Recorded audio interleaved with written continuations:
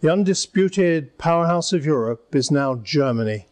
Unlike much of its EU neighbours, its economy is barrelling ahead, with 3.6% growth, the highest since reunification 20 years ago. And irrespective of the EU, Germany is forging new relationships, particularly with Russia, making those in Brussels and some other European capitals uneasy. In his new book, The Next Decade, Dr. George Friedman looks ahead to the evolution of this relationship. In a recent conversation, I asked him what will happen to Berlin's long-standing relationship with America. This is one of those cases where when we talk about the special relationships, we really ought to change the terms.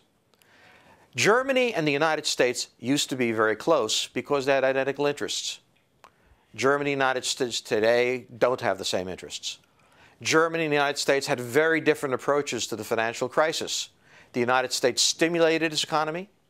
The Germans took advantage of the American stimulus to sell more products into the United States. They have different economic interests. The Germans have no interest in joining the United States in the wars in the Middle East in anything more than minimal or symbolic ways, and don't want to be pressed by the United States.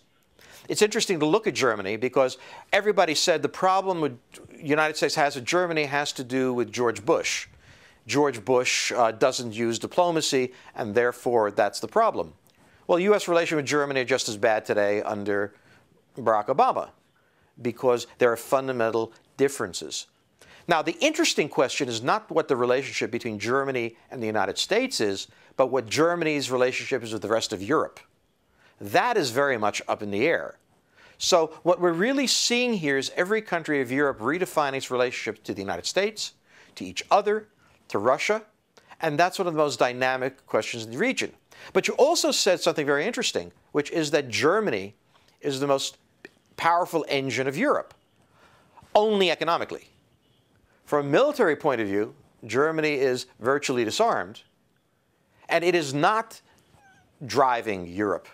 So depending on what happens in Europe, should instability break out again over these financial matters, as instability broke out in the former Yugoslavia in the Balkans back in the 1990s, Germany is not in a position to do very much. So Germany has a certain limited power, but it doesn't have what I call deep power. Deep power is power that is balanced between military, political, and economic, and rests on a strong national consensus of being willing to use it. Germany, in some ways, is an oddity of an extraordinarily powerful economy, but not really powerful beyond that. George, some countries, particularly Poland, have long memories and will be very nervous about Russian-German rapprochement. Well, this is the nightmare, particularly for Poland. Poland is caught once again between its two historic enemies, Germany and the Soviet Union, enemies that divided it, made it disappear in previous periods. It is now in one of the longest periods of genuine national sovereignty since 1989. And once again, its enemies, the Russians and the Germans, are talking to each other. The Polish position currently is that this doesn't bother them because the Germans aren't what they used to be and the Russians aren't what they used to be. Geopolitics teaches that these dynamics don't change that fast. But Poland's historic solution to this was to try to find an outside guarantor. Obviously, the relationship with France didn't work. The outside guarantor now has to be the United States. And I think we're seeing the beginnings of a deepening relationship between these two countries.